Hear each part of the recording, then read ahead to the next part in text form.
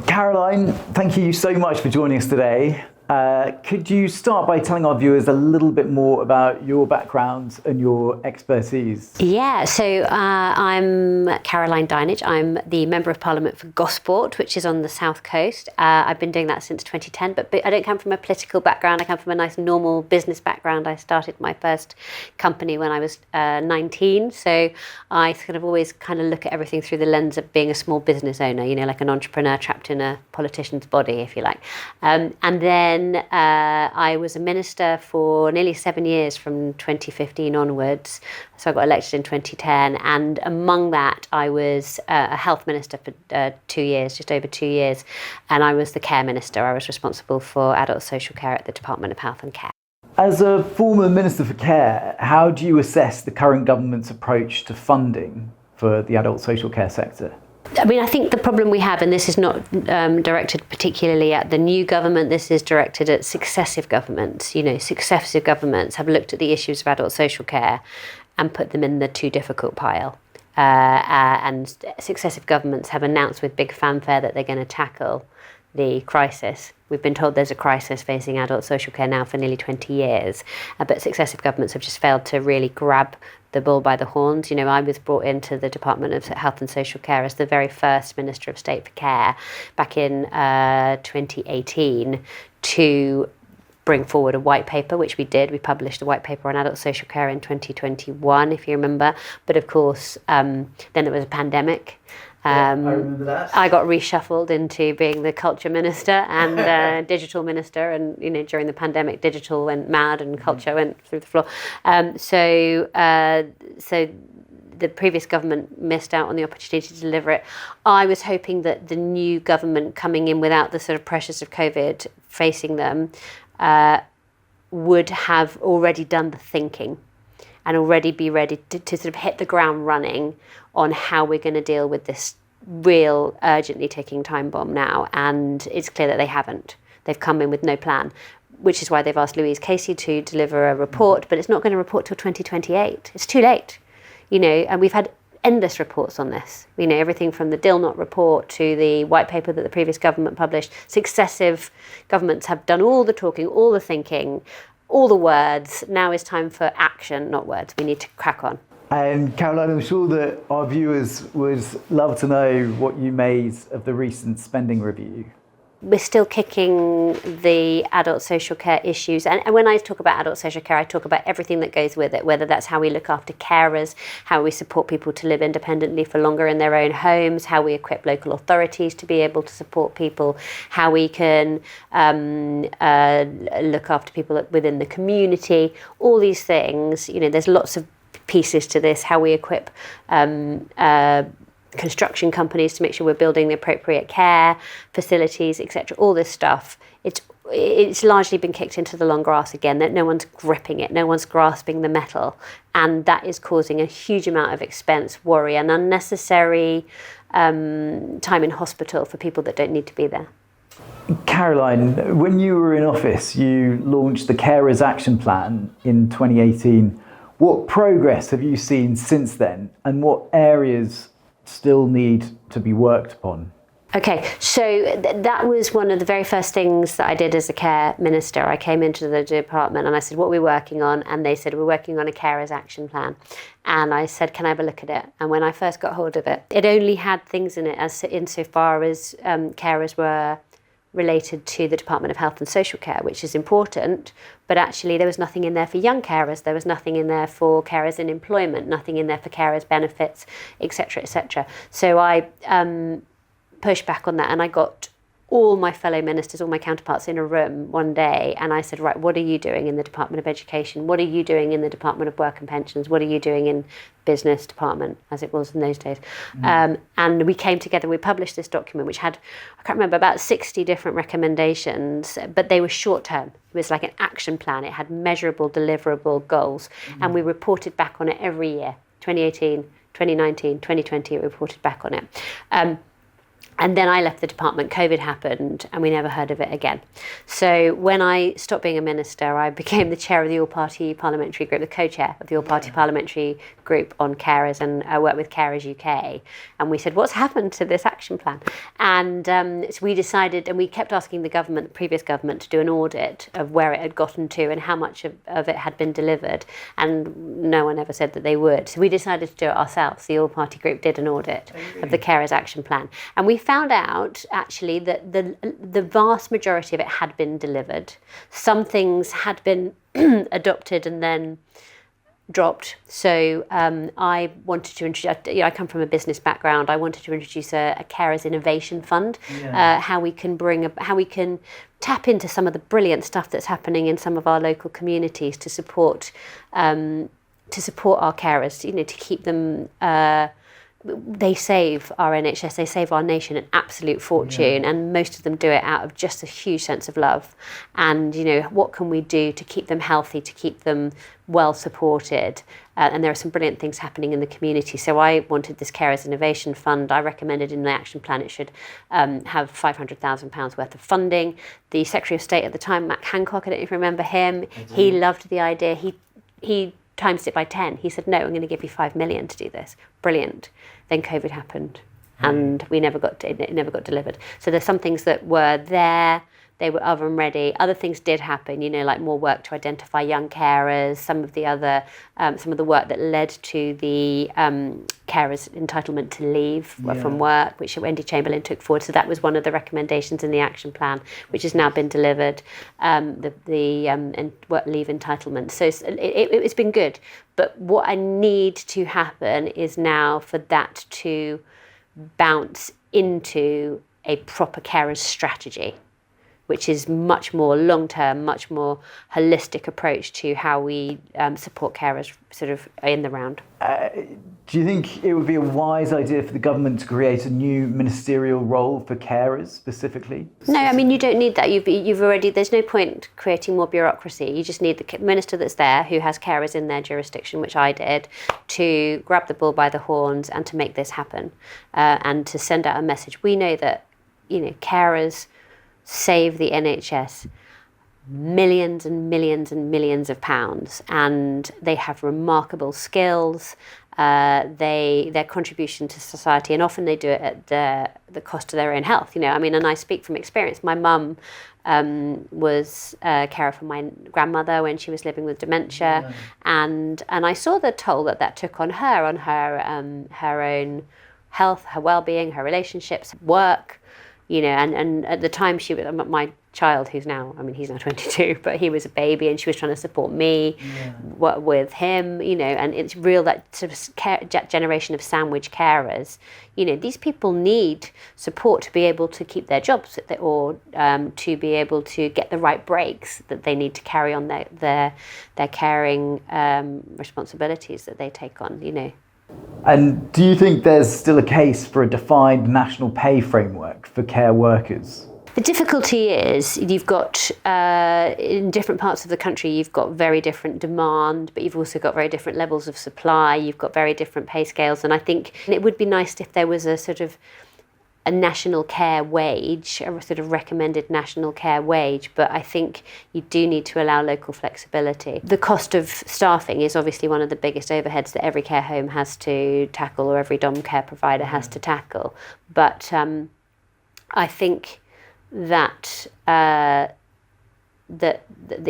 needs to be locally overseen, because obviously there's such huge geographical fluctuation in the supply and the demand. You've previously suggested that gaps in social care are placing avoidable strain on the NHS. Can you expand on that, please? Yeah, 100%. We all know that that there are enormous issues with I don't know what they're called. They used to be called delayed transfers of care, people being stuck in hospital unnecessarily because they're waiting for this sort of multidisciplinary team to come together and find the right care setting for them to go into. Meanwhile, these are hospital beds. They're acute hospital beds when people don't need to be in an acute hospital bed. Their mobility, their general sort of health and well-being, oddly, and independence is eking away because they're stuck in an acute hospital setting that they don't need to be in. Yeah. They can't get up and about. And that's no good for anybody either. But and that's putting an enormous strain on the NHS, having people there that don't need to be there. I'm a great fan of step-down care, where people, when they're medically don't need to be in an acute hospital setting, but still need a bit more care around them before they can go back to their homes, for example. It's not quite as expensive as acute hospital settings, but I think there needs to be a lot more of that kind of provision. It needs to be a much more, a much broader ecosystem where we've got lots of different ways of tackling the issue.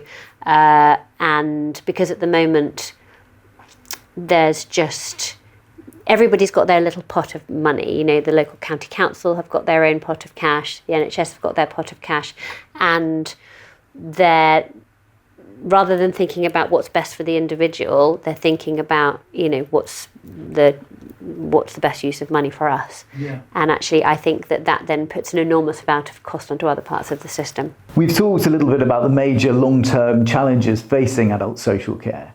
It strikes me that political short-termism is a significant barrier that gets in the way. Do you think that cross-party consensus and a cross-party model is the best way of managing this? A cross-party solution is the only way to handle this, because if you think about it, successive governments have weaponised other parties' attempts to change this. So, no party is innocent of this. So, when we had the death tax, the Labour Party said that Theresa May was guilty of the dementia tax. Successive parties have weaponised others' sort of genuine attempts to try and deal with some of these issues. And so it needs to be a cross-party consensus on that. And it's something that, as a care minister, I attempted to try and build. So when Jeremy Corbyn was the leader of the Labour Party, I did challenge him across the chamber to come together and set up a sort of cross-party solution to it. But he wasn't wildly keen on that, because it requires everybody putting aside their political differences and putting aside the opportunity for political point scoring and actually focusing on the right thing to do. Given the interconnectedness of the health sector and also the adult social care sector, do you think that any cross-party commitment to solving the challenges need to take place with regards to both at the same time? I think the two are completely interlinked. They're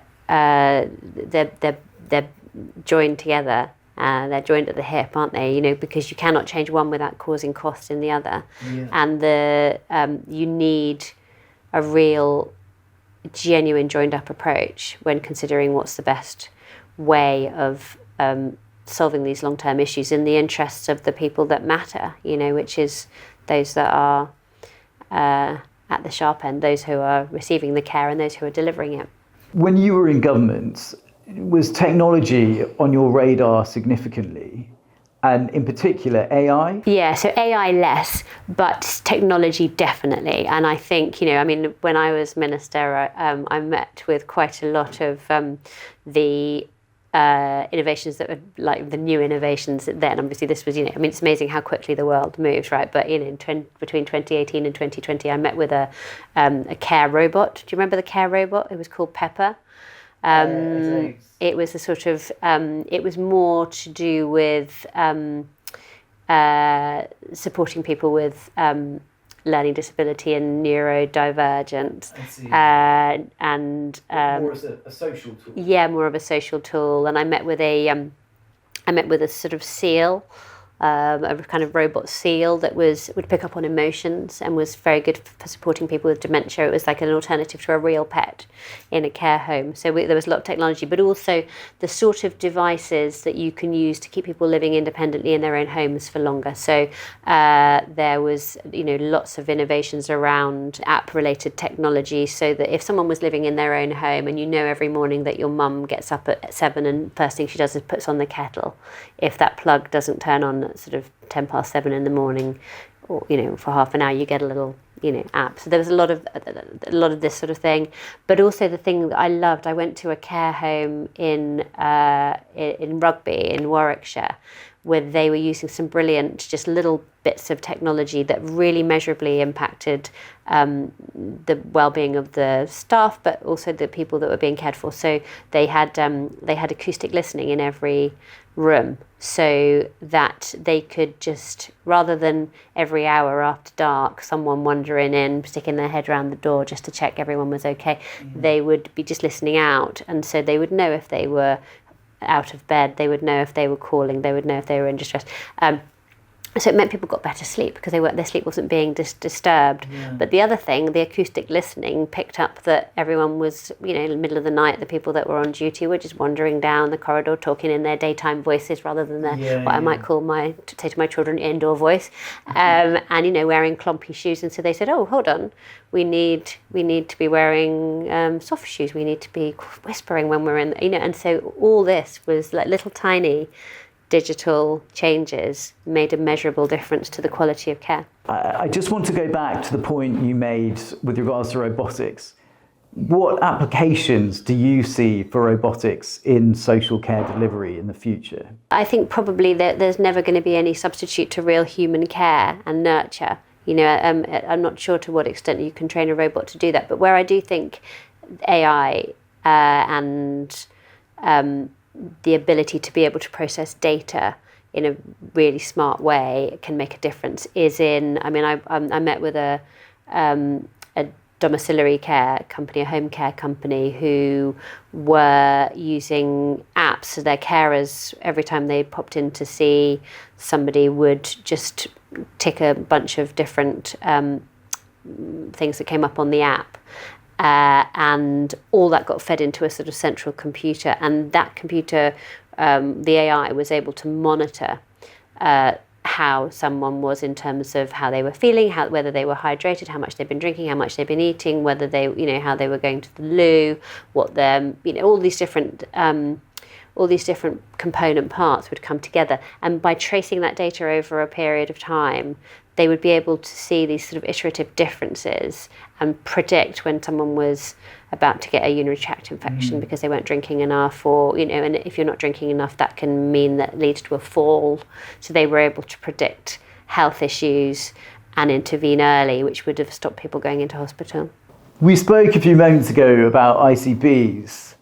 In some of our recent conversations with care associations, a common frustration that we hear is that there isn't effective representation for the care sector to have their voice heard on ICBs.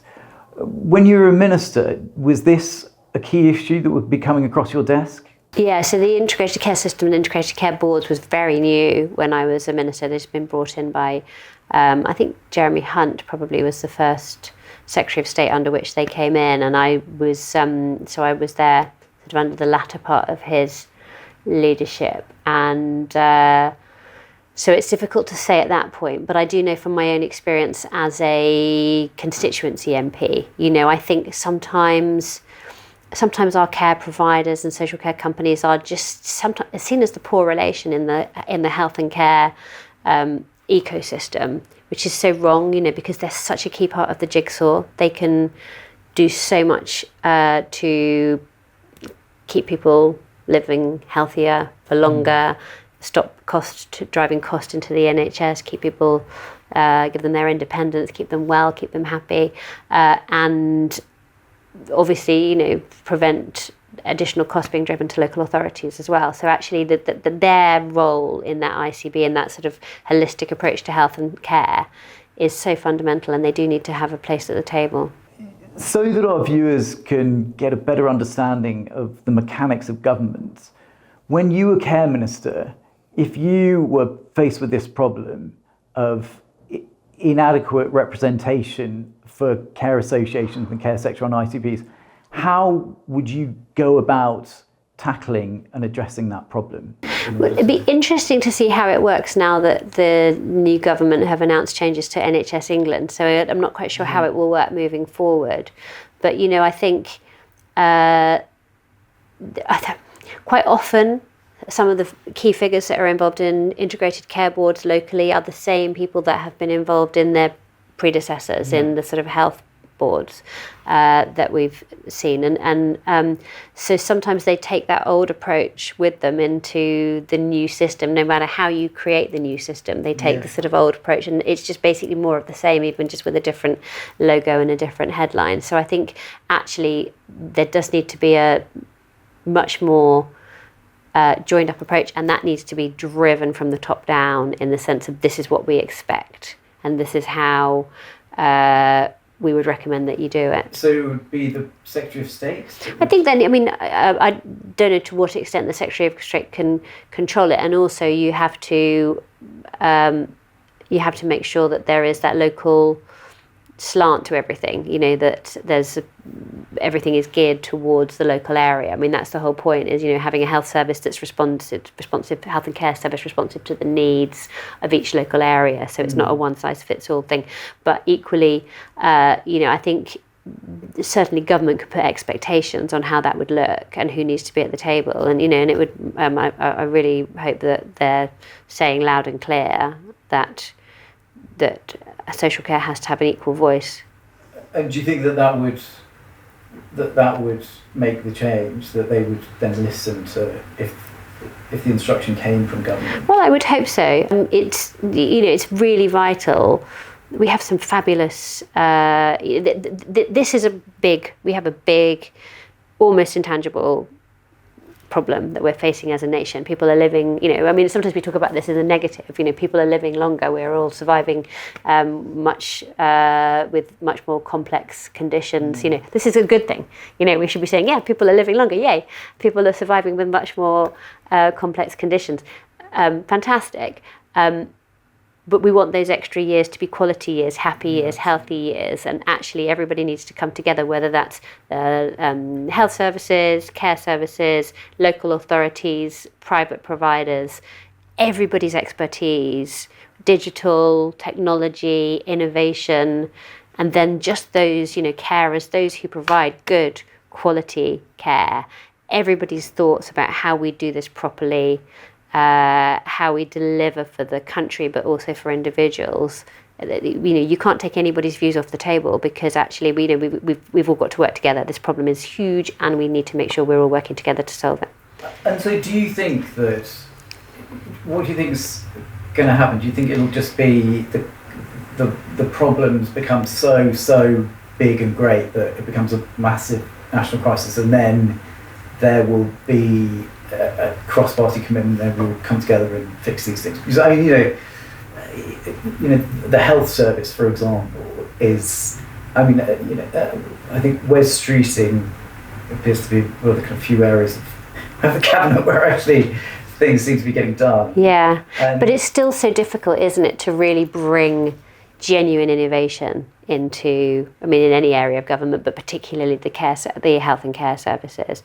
You know, and it's really difficult to work out, you know, if you have got a brilliant idea of how you might solve something, how you navigate your way through the sort of the mire of bureaucracy to actually get that to the people that matter, and then get things implemented. You know, it's just the health and care services are a almost impenetrable, very complex web of lots and lots of different individuals and a ton of bureaucracy. And it's very difficult to sort of cut through that and bring forward innovative thinking in a way that really makes a difference.